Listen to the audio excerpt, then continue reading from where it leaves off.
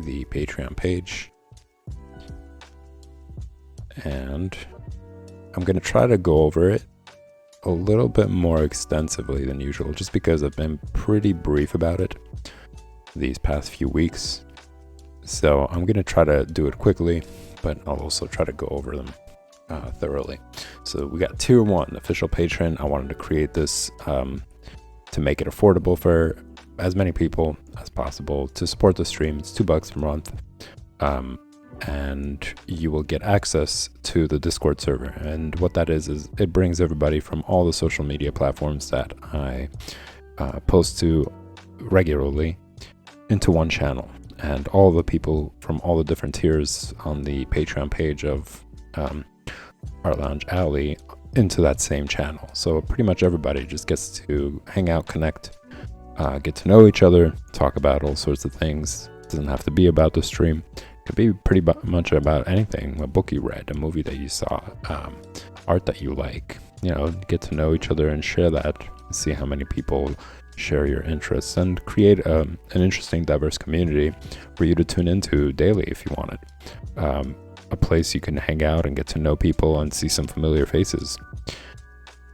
Then we got the tier 2 all access patrons. It's $5 per month. In this tier, you get all the previous tier benefits, plus you have access to the finished pages and exclusive content. So you're going to have early access to it. I'm going to be posting them later for other people to check out as well, but there's also going to be exclusive content as well, which is only going to be for patrons. Stuff that I'm not going to be posting on any other social media platform, just the Patreon page. You'll also get work in progress, behind scenes, and other updates that I'm going to be making in the future. And it all starts with tier 2. You'll also get access to the Discord server, as I was talking about previously, and your name is going to be listed in the credits. That's also something that is present in tier 1 as well. I'm going to start doing credits once you guys start pledging, and I'm going to be listing your names at the end of the stream as a thank you for being a patron and supporter. Then we got tier 3, critique submission tier. Now this is where it gets interesting. For those of you who are illustrators, you guys want to get some tips and tricks, some pointers, maybe some help in what you're working on. So it's always good to get some fresh perspective, to see things differently, and to see where you can improve. So this is going to be a great opportunity for you. You could submit your work. Once you pledge to this tier, you can have access to the Discord server, and you could send me the work that you want critiqued there, and I will be doing that every Friday at 8 p.m. until 10. It's going to substitute pretty much anything that I'm going to be doing that day, and for 2 hours I'm going to be critiquing work. At the moment, there is no limit to it. You could work on it, submit it again. Possibly in the future, there is going to be a limit to how many times you could submit per month to give other people opportunities to have their work critiqued as well. So there's going to be that. I'm also going to be promoting your social media platform. So if you have one, if you want to get more people interested in your page, in your profile, submit it with your work, and I will be advertising it live on stream as well for everybody to check it out, to see what else you got and what else you're working on or what you've worked on before. And you will also, of course, get all the previous tier benefits as well, like early access to finished pages, exclusive content, work in progress, behind the scenes, access to the Discord server for everybody to get to know one another, and your name listed in the credits. Next, we got the Kickstarter patrons, $25 per month. You could always do it just once. The same goes for the previous tier, for the critique submission tier. You could do it once, cancel it before the next month goes. So for this one, it's $25 per month, and I'm going to be doing a high resolution digital painting of you. I encourage you guys to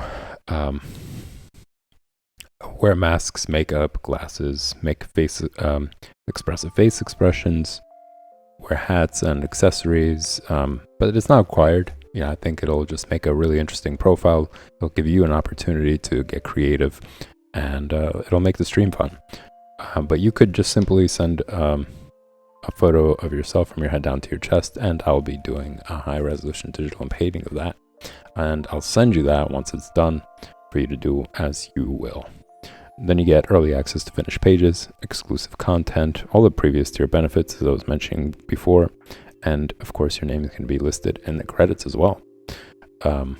Next we got tier 4, artist promotion. Now this one I'm probably going to take a little bit more time to talk about because it is a pretty long list compared to the rest of the tiers. So if you're an intermediate or advanced artist, this is the perfect tier. This isn't really meant for people who are beginners or learning. This is a tier for those who want to promote their work that they're creating.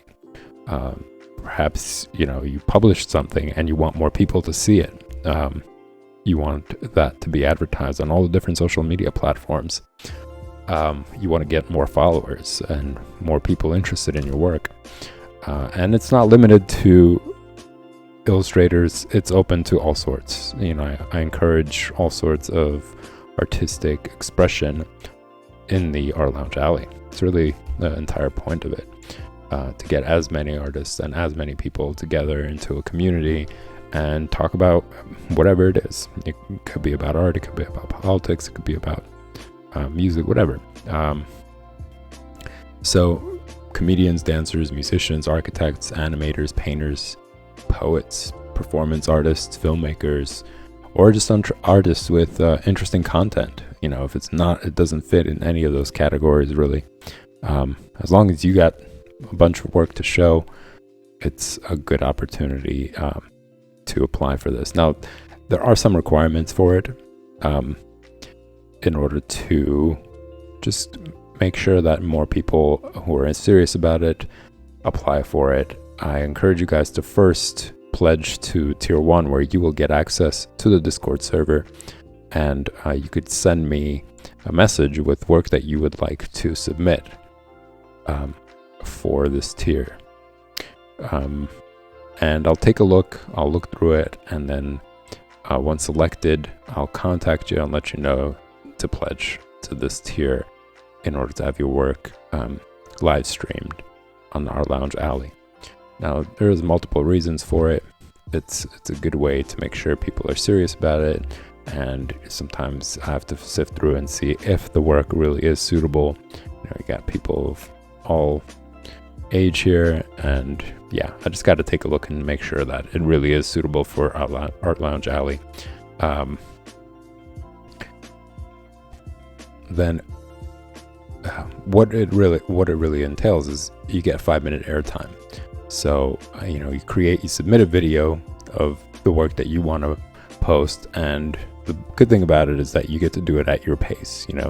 As long as it's within 5 minutes, you could take your time with whatever it is that you want to promote and talk about it or display it or animate, whatever it is, in a way that you would like viewers to see it. So it really gives you an opportunity to be as creative as possible with your promotion time. I think iMovie is pretty simple. You could take some time and just get to know it a little bit. I think it's a really useful tool, whether it's for our Lounge Alley or something else. I think just creating a 5-minute video about your work is pretty useful in general, I would say, for all sorts of things if you're going to apply somewhere else, for example. So I think it's a good opportunity to learn it as well. And also, you guys will get, pledging for this tier, you'll get access to tier 5 members only channel on Discord. So it's only going to be exclusive for people who pledge to tier 4. You guys can get to know one another, share resources, potentially create collaborative work for another video or for something else that you guys want to work with each other. It really is just space for people to connect. It doesn't necessarily have to be only for the Art Lounge Alley. So that, I think, is going to be a great opportunity as well. Even if you pledge once, you won't lose access to that Discord channel. You guys can still continue to interact after you pledge once to this tier. So yeah, this is something that I mentioned before. Also to the part about subscribing to tier 1, it's also to make sure that there are no bad links sent or any of that kind of stuff. So it's a good opportunity to do it privately as well. So when you send me that message on Discord, show me like a link to where I could find the work that you have, just to look through, and then from there, once I check it out, I'll write you back. We can talk more in more detail. But yeah, if you do send me something, if you do send me a link, just make sure that it is a popular site, so that if I go on the website and I look up your name, I could actually see the work that you're talking about, or that you mentioned, that's titled or whatever else. But yeah, you could send me a message there, and you could say things like, I want to apply for tier 4 artist promotion, and just show me, as I mentioned, show me like a profile link or a name to your profile, so that I could look it up, and then we'll go from there. So first tip, when you make the video, dress to entertain and evoke style, beauty, and intrigue. And what I mean is TikTok videos in sweatpants won't be selected. I think it should be an opportunity for you guys to be as creative, to invoke creativity, to invoke intrigue, and kind of make it more interesting, really, for the most part. So yeah, I think that is an important one. Then the second tip is social media accounts. They should have at least 2-month history on there, just to prevent people who are just spamming or aren't really that devoted to the work, in a sense. So really, it's just for those reasons. So social media accounts that have at least 2-month history of work on there, not just have been open for 2 months, but they have a bunch of work that they're working on. So that's also something to consider when you're trying to apply. So make sure you have some consistent posts there. If you've been published, obviously that's already a green light. That's great. Or exhibited or toured or live performed, whatever. Those are also great opportunities for you guys to apply for this tier, and I will promote you guys on stream. Or just have a viewable large body of work, as I mentioned. If you have a bunch of stuff on there and then you're posting to regularly, and you really have some ideas that you'd like to share with people, definitely apply to the tier. There's a really good chance that your work will be selected to be promoted on stream. Some ideas from musicians: you could send a video file with just an audio and cover of your album, but a live performance of music, or a music video especially, is preferred. I think it's a great way to really engage viewers with your band, with your music. Just in general, get people more excited about your work. So the more creative the music video, the better for everybody, for you, especially for me, for the stream, that is, and for the viewers. So that's highly encouraged. But as I mentioned, you could just send a video file with audio and audio in the background and a cover of your album as like the face of the video while the music is playing. And then for writers, you could do the same thing. Send a video file with the audio and your book cover or a page you're reading from as like the face of the video, so that other viewers can read along or read at their own pace, whatever it is. But in-person readings are preferred, like if you want to be in the video itself reading, and just doing it in your style, I think would be great. Then we got illustrators. You could send a video file with slideshows of your work, with audio in the background talking about it, or music, or whatever, however it is that you'd like to do it, really. The creativity window is quite large. Comedians, also same idea. You could send a video file with audio and image that you would like to use as an avatar while you're doing your set. But a 5-minute live set is preferred. I think it would be great. Like I said, a great opportunity for people to get to know you physically, to get to know your face. But it's not required. And I think really it should just be more about the set as well. But yeah, the more creative the video, the better for you, me, and all the viewers. So you get 5-minute promotion time on the stream. Tier 4 members only Discord channel, as I mentioned, place for you guys to interact with one another, share resources, collaborate, that sort of thing. You get early access to finished pages and exclusive content for our Lounge Alley, work in progress and behind the scenes. And your name is definitely going to be listed in the credits as well. And of course, you get access to the Discord server. That goes almost without saying. Then we got Tier 5 private tutoring. Now this is limited. It's limited to 15 people. It's all the time I have. Unfortunately, it's 65 per month. And I will help you improve your work. So even if you're a complete beginner and you have something that you're working on, which is required for this tier, once you pledge to the tier, you got to send me something that you're working on so that I can create a video demonstrating where you can improve, what you need to do, just talking about in general how you can get better in your work, or where you can improve if you're more in the intermediate to the advanced level. And yeah, that video will have hands-on input, step-by-step instructions, and demonstrations showing you where you can improve. And also, along with that video, I'm going to send you a PSD file for you to explore. So whatever it is that I'm going to be working on, it's going to be digital. And you can take your time and really figure things out through that PSD file as well. There will be homework. I just want to get you guys going, really keep the flame burning throughout the week, not just once. And I think that's really important if you're looking to excel. So I'm going to assign you homework just so you can figure out what else you could do to improve on whatever it is that you sent me to create a video on.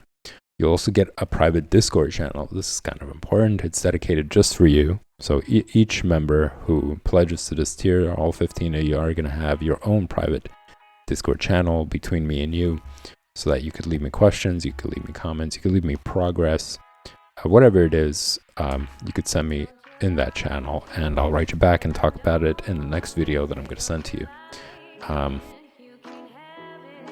So yeah, it's 4 personal video lessons per month. You get the PSD file, you get exclusive Discord channel dedicated to you, and you also get Tier 5 members only Discord channel, where you guys who are in this tier can interact with one another, get to know one another, talk about whatever. Just a private channel for people to really connect. And of course, you get all the previous tier benefits, including having your name listed in the credits. So that pretty much does it, y'all. This has been more extensive than before. If you guys have any questions, if certain things seem to be a little bit confusing, especially for tier 4, don't hesitate to ask questions in the channel, in the Twitch channel or other social media platforms that you see listed on there, and I'll be happy to answer them for you. So with that said, y'all, took a good chunk of time, but I'm going to be doing this rarely. I'm going to try for the most part to keep it very brief, just so that you guys can see the Patreon page. So I will jump into today's stream, and it's going to be a lot of, I really thought that I was going to be done with this sketchbook a lot sooner than I anticipated.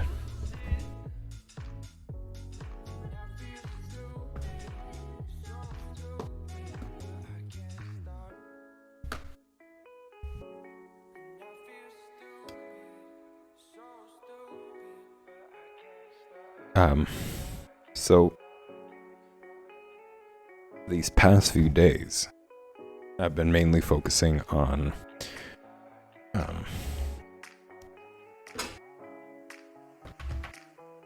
drawing out the figures, as you guys could see, in empty spaces, because it's pretty much done. This entire sketchbook has been pretty consistent when it comes to that. I've been trying to make sure to use like every single part of the page, not missing spaces, as you could see here. And I practiced as much as possible how to draw the figure, and using all these basic shapes. As you guys can see, they're kind of colliding with each other. That was also the goal, is to make sure that it's not a fear to have figures or whatever it is, the subjects on the page, to kind of be close to each other, to collide with one another, have one in the foreground, the other one in the background. It's a great way to practice that, because once you get into things, like let's say if you're going to be doing comics and stuff, that's going to be pretty necessary to make interesting scenes. You know, you don't want to, like, for this is an example, you could see that she is behind the post.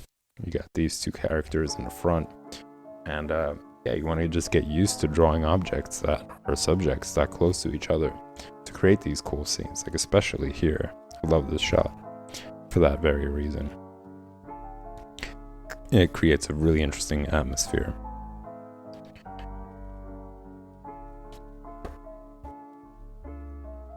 So yeah, I'm just going to continue filling up all these spaces until really there isn't sufficient amount of it.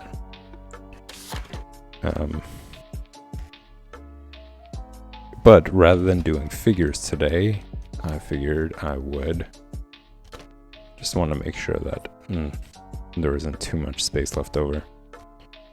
There's some pages that I would like to leave without that.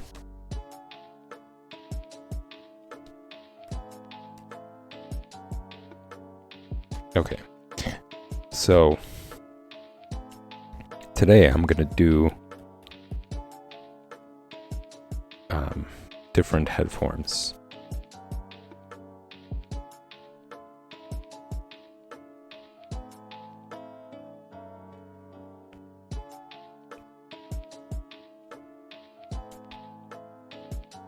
Using the same technique, drawing lightly, keeping, as you guys can tell, I'm trying to keep my hand away from the tip of the pencil, like not doing this. And as I discussed, the real huge benefit of it is the range of motion. As you can see, I'm not using my wrist, and yet I'm able to really travel all over the page. It just gives you more flexibility, really. Whereas if you're holding it this tight and you really want to get more range of motion, you notice how things become constricted in a way. And you kind of want to avoid that, especially at the beginning. You know, when you're first starting to flesh things out.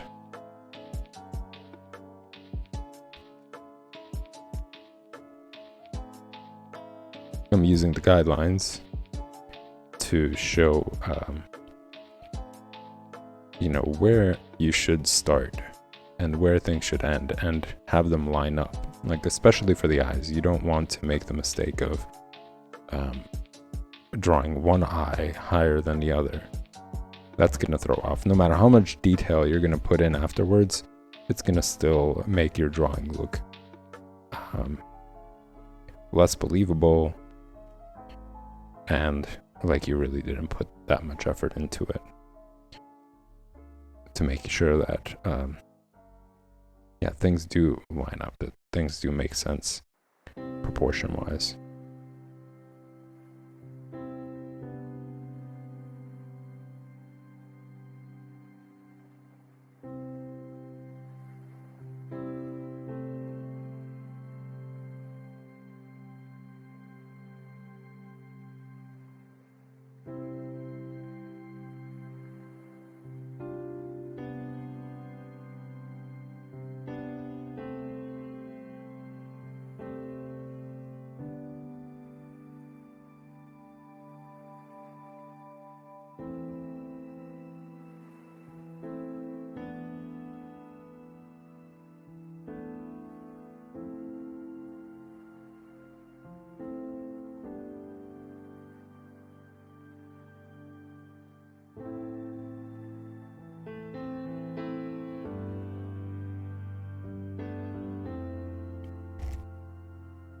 And these guidelines really help in multiple ways.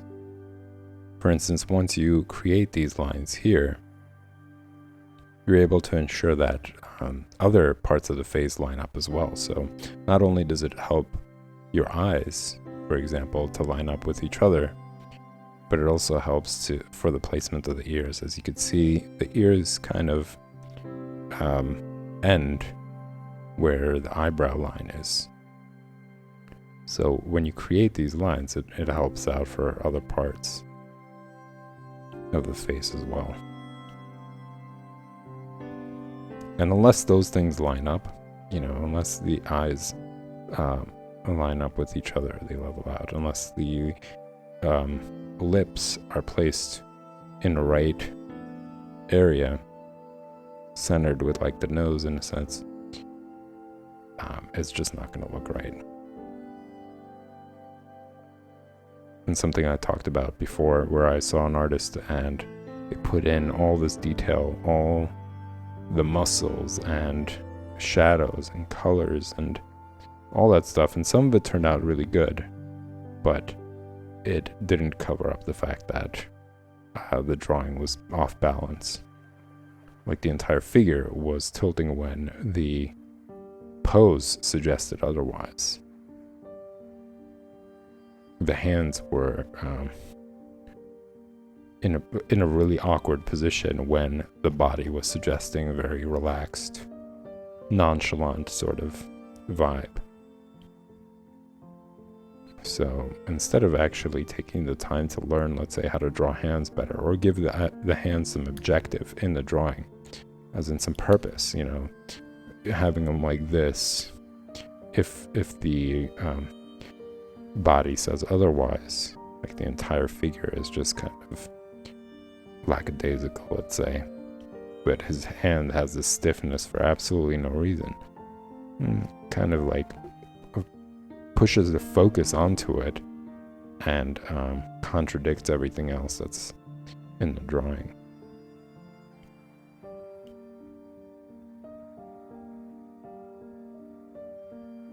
So covering up your work, like putting hands behind the back rather than learning to draw hands, which is something that a lot of beginners do, or cutting the feet off because you just haven't spent time drawing feet, or feet aren't that fun right now, you're just doing a disservice to yourself. People are going to look at the drawing and they're going to be like, yeah, this person doesn't really know how to draw hands well, and they're just hiding it. And at some point, you're going to have to confront that, right? You don't want to just keep doing that. It's going to really shortchange you and your skill and your ability and your confidence in drawing. So rather than hiding it, take time to actually study them and draw them. Confront your fears. Confront the anxiety that you get from having to like draw that, for instance. Like if you're anxious, you get anxious when it comes down to the hands and you're just like, let me just put them behind the back, or let me give them mittens or something.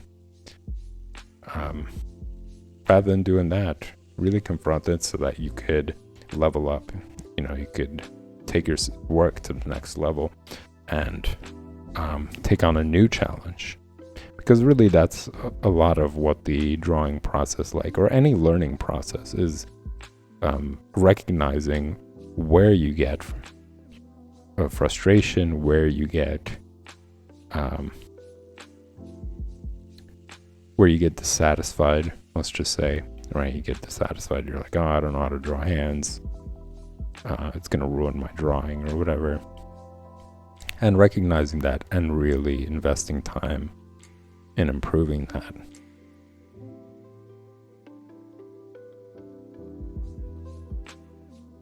And the benefit is that determination and that bravery that you have carries over into other things that you're going to learn. So if you're in school, you could have that same sort of mentality. There's some subject that you're not doing well in, or there's some content or topic that you're learning about and you just seem to like not quite grasp certain parts of it. So rather than skipping over it, you could take time to really understand it thoroughly and no longer have that insecurity pop up whenever that topic or subject pops up.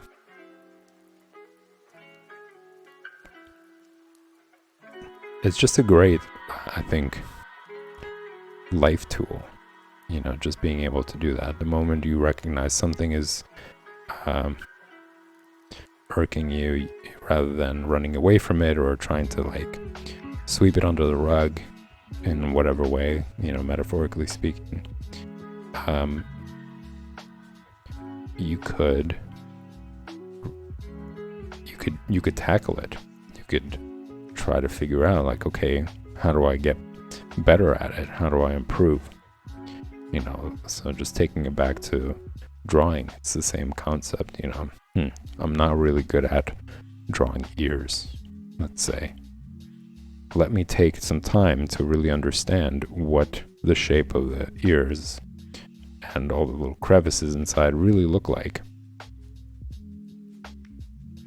and draw that over and over in your sketchbook, because that's what really the sketchbook is about. I mean, that's kind of the idea, and that's why I was showing you guys, like, this is a sketchbook. Even though there's some finished pages here, I'm not planning to do anything with this, and this is mainly done to try things out, you know, to make things ugly, have things not work out, and then draw over them, draw next to them, draw around them, and just keep pushing through it. You know, use it up really well. That's what it's there for.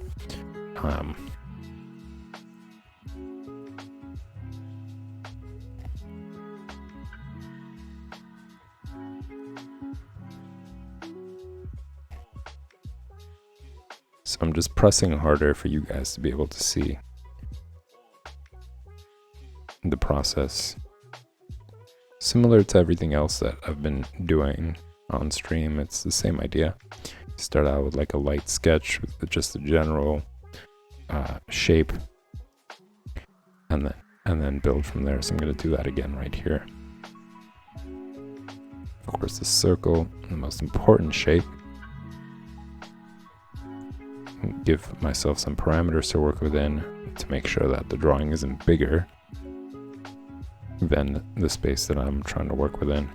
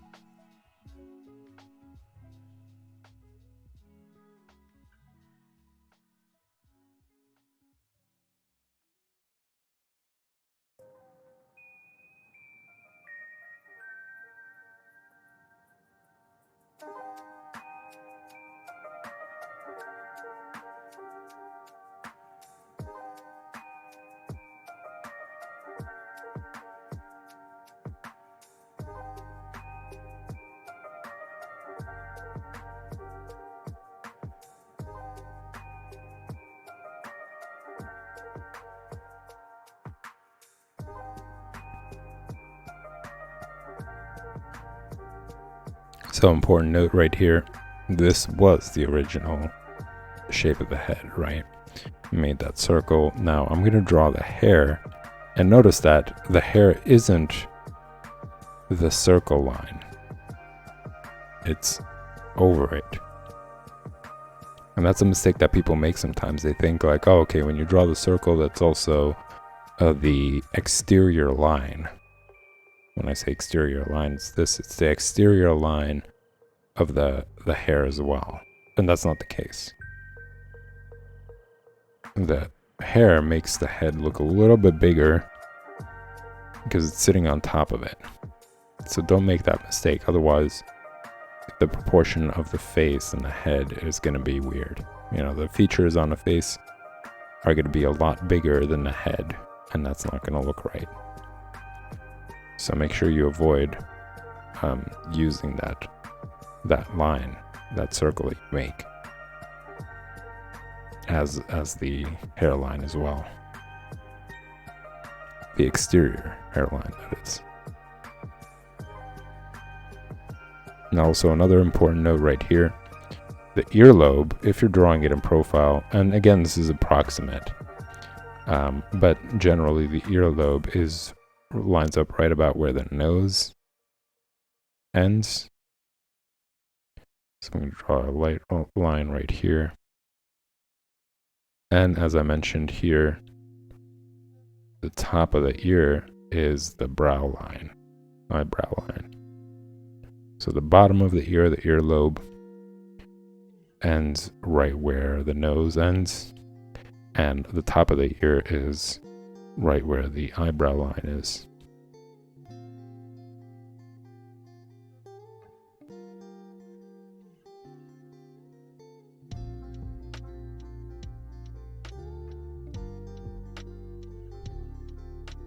Another important detail, pay attention to the angle of the eyelid when in profile.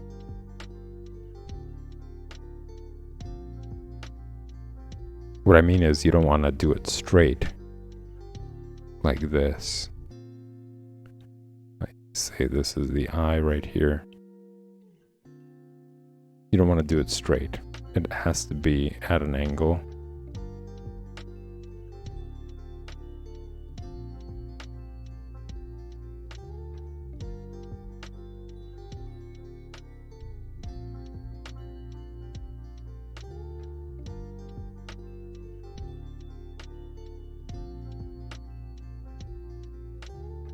And the same thing for the bottom part, meaning you don't want to draw the bottom part straight.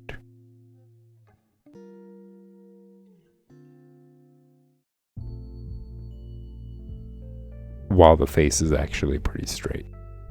You know, this could apply if, like, let's say the face is angled and it's facing upwards, right? So go along with that. But if it's a shot like this, pay attention to the angle. It's very important. That's actually a very important point for a lot of the facial features, the body, just drawing in general, paying attention to the angle. When you're drawing, let's say you're drawing from real life, you're drawing another person, all those things really make a difference and determine the difference between it being a likeness to the person that you're drawing or turning into a different looking person with similar features. So when you pay attention to the angle of the eyelid, the angle of the nose, or like the shape of the head, like what is the angle? Does the forehead come out more than where the chin is? You know, or does the chin jut out more towards the front than the forehead? Just noticing these different angles really make a world of a difference.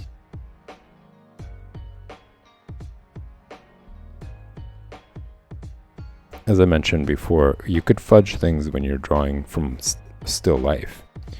You know, if you're drawing, let's say, a plant, you know, you could fudge certain details on it and it won't make a difference. People look at it and they're like, oh, it's a plant. You can get away with that when it comes to that, but you can't get away with that when it comes to drawing a figure, drawing human features. You know, if you don't take the time to make sure that one eye lines up with another, and you draw one that's a little bit higher than the other, depending on the angle, of course, if it's tilted, it would be, it would all follow the same kind of parallel direction.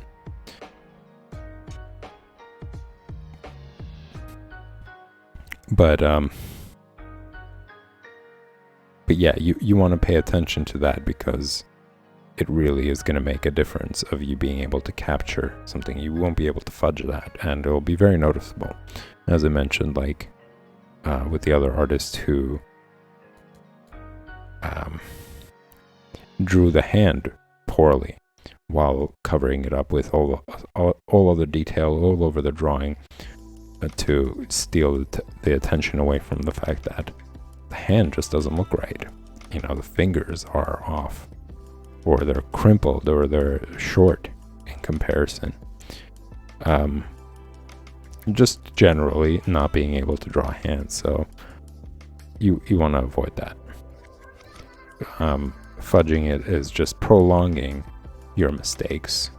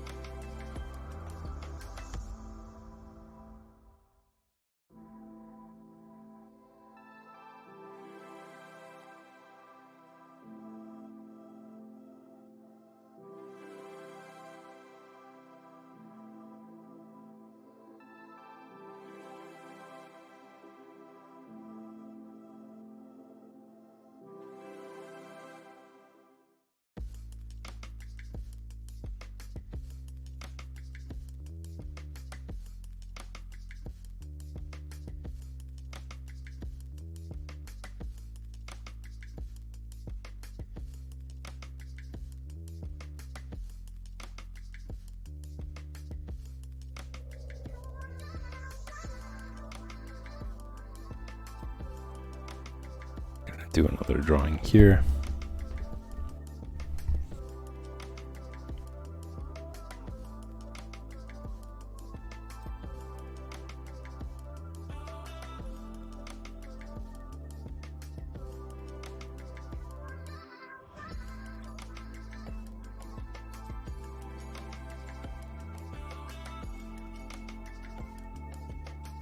I wanted to do a little inking,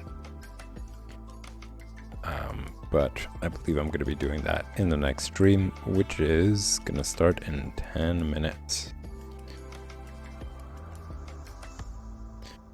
Which means, unfortunately, drawing basics is going to have to end for tonight. But I will be back tomorrow, same time and place, for more drawing basics, more tips on ways you guys can improve. And you guys can always post questions that you got about something that you're working on and you're having a hard time and you'd like more demonstration about that, or more talks describing it.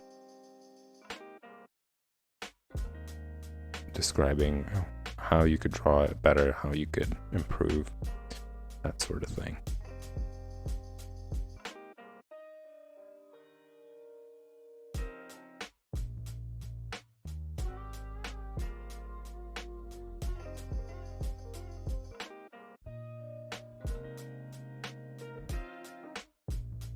Or if you guys want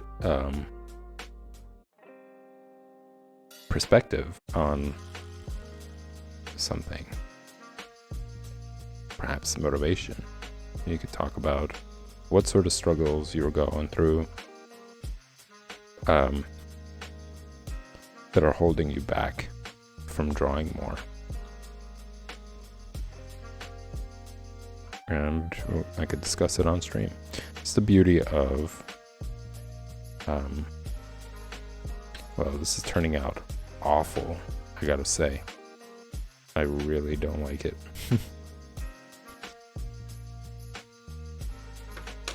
But yeah, you guys can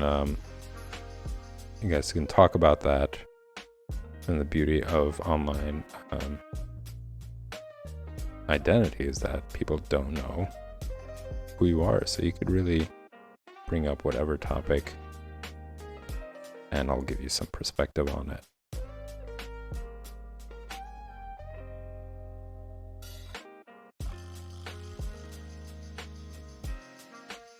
can't guarantee that it's going to solve whatever it is, but at least you're going to get some sort of perspective, some idea.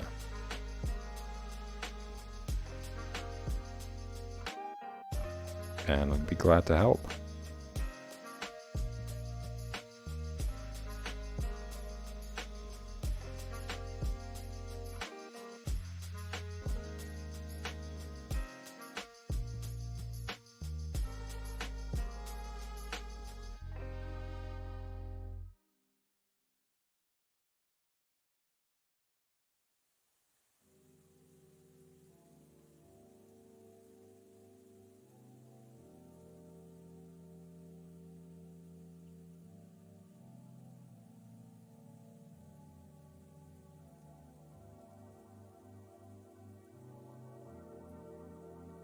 I did jump the gun, and I started doing a detail before finishing up this base drawing.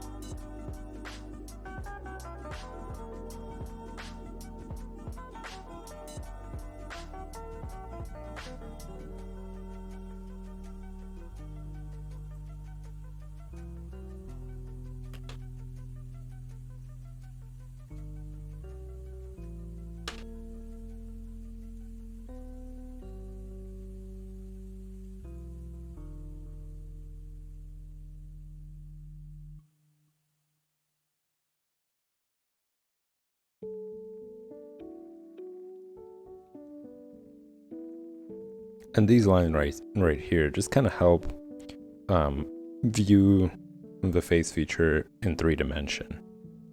You could really understand why there are shadows that are formed there.